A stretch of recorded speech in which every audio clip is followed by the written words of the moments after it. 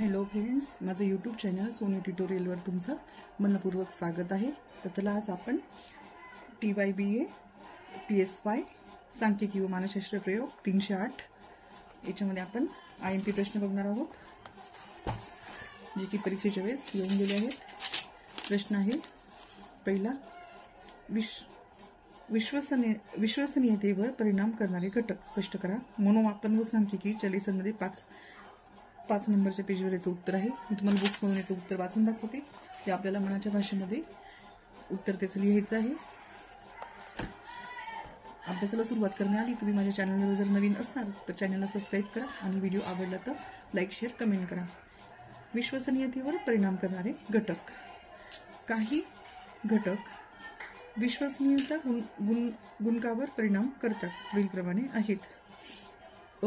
व्यक्ती भेदाचा विस्तार। विश्वसनीयता गुणकावर व्यक्तीमधील गुणवैशिष्ट्यातील फरकाचा परिणाम होतो। हा फरक म्हणजेच व्यक्तिभेदाचा विस्तार होय। हा विस्तार जितका जास्त तितका विश्वसनीयता गुणक जास्त। म्हणून बहुजिन्सी गटाचा उपयोग करून कसोटीचा विश्वसनीयता गुणक काढलेला असेल तर खऱ्या विश्वसनीयता गुणकापेक्षा तो जास्त असतो। चाचणीची कठीणता। चाचणी कठीणता आणि विश्वसनीयता ह्यामधील संबंध रेषात्मक आणि सोपा नाही, त्यामुळे प्राप्तांचा विस्तार कसा आहे यावर चाचणी विश्वसनीयता अवलंबून असते। म्हणून चाचणी अतिशय सोपी किंवा अवघड असेल तर त्याचा प्राप्तांक विस्तारावर परिणाम होतो, पर्यायाने विश्वसनीयता गुणकावर परिणाम होतो। चाचणीची लांबी। जर विश्वसनीय असे उपप्रश्न कसोटीमध्ये वाढविले तर चाचणीची विश्वसनीयता वाढते। जी कसोटी विश्वसनीय नसते तिची विश्वसनीयता चाचणीची लांबी जास्त करून वाढविता येते। गती, स्पीड टेस्ट। गतीना चाचण्याबाबतीत विश्वसनीयता गुणक अर्धविभाजन पद्धतीने काढणे चुकीचे ठरते, कारण समक्रमांक उपप्रश्नांना व विषम क्रमांक उपप्रश्नांना मिळालेले प्राप्तांक सारखे असण्याची शक्यता अधिक असते, त्यामुळे विश्वसनीयता कमी येते। विश्वसनीयता गुणाचे विवेचन। विश्वसनीयता गुणकाचा उपयोग करून व्यक्तीच्या प्राप्तांकास योग्य असा अर्थ देता येतो, तरी देखील प्राप्तांकाचा अर्थ लावताना चाचणीचा हेतू, स्वरूप, आकार, गटाची विचलनशीलता इत्यादी गोष्टीचा विचार करावा लागतो। संपादन चाचणीसाठी विश्वसनीयता गुणक 0.50 ते 0.60 दरम्यान असला पाहिजे, तर नैदानिक चाचण्यांच्या बाबतीत तो 0.90 पेक्षा जास्त असावा लागतो। त्याचबरोबर गुणक कोणत्या पद्धतीने काढला आहे त्याचीही माहिती दिलेली असावी। सर्वसामान्यत अभियोग्यता चाचण्यांच्या बाबतीत स्थिरता विश्वसनीयता गुणक सर्वाधिक महत्वाचा असतो। त्याचप्रमाणे समानता आणि अंतर्गत सातत्य हे गुणक ही महत्वाचे आहेत। संपादन कसोट्याच्या बाबतीत समानता विश्वसनीयता गुणक आणि अंतर्गत सातत्य विश्वसनीयता गुणक हे जास्त महत्वाचे आहेत। थोडक्यात चाचणी विश्वसनीयता ही संकल्पना निरपेक्ष नाही। इथे आपले उत्तर संपत आहे। आता पुढचा प्रश्न। दुसरा प्रश्न आहे, सर्जनशीलता म्हणजे काय? सर्जनशीलतेचे प्रक्रियेचे टप्पे स्पष्ट करा। सर्जनशीलता म्हणजे काय? सर्जनशील प्रक्रियेचे टप्पे स्पष्ट करा। पेज नंबर 23 त्याच लेसनमध्ये ह्या प्रश्नाचं उत्तर आहे। तर 23 नंबरचं पान मी काढलेलं आहे। आता आपण पुस्तकातूनचं उत्तर बघू। सर्जनशीलता म्हणजे काय? प्रतिभा, निर्माणीयकता, नवनिर्मिती क्षमता, सृजनशीलता इत्यादी समानार्थी शब्द सर्जनशीलतेत वापरले जातात। नवोन्मेषशालिनी, प्रज्ञा, प्रतिभा अशी प्रतिभा किंवा सर्जनशीलतेची व्याख्या केली जाते।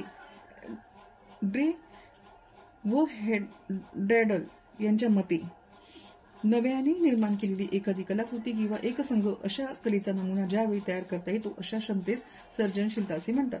सर्जनशीलतेत पूर्णपणे नवीन कल्पनांचा जन्म होतो किंवा जुन्या कल्पनांना नवीन रूप दिले जाते।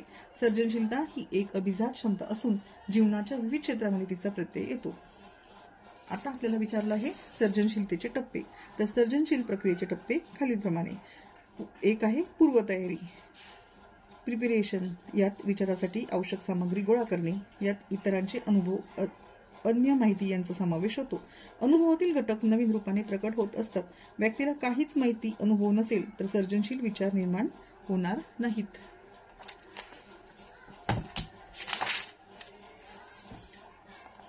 2. परिपोषण किंवा उबवण, इन्क्युबेशन्स म्हणजे हा प्रतीक्षेचा आणि साधारण निष्क्रियतेचा काळ असतो. नवीन संघात निर्माण होण्याची वाट पाहावी लागते. वरवर पाहता व्यक्तीची काहीच प्रगती हालचाल दिसत नसली तरी ह्या काळात अजाणीव पातळीवर काहीतरी घडत असते. अंडी उबवण्याच्या प्रक्रियेसारखी ही अवस्था असते. 3. अंतःस्फुरण,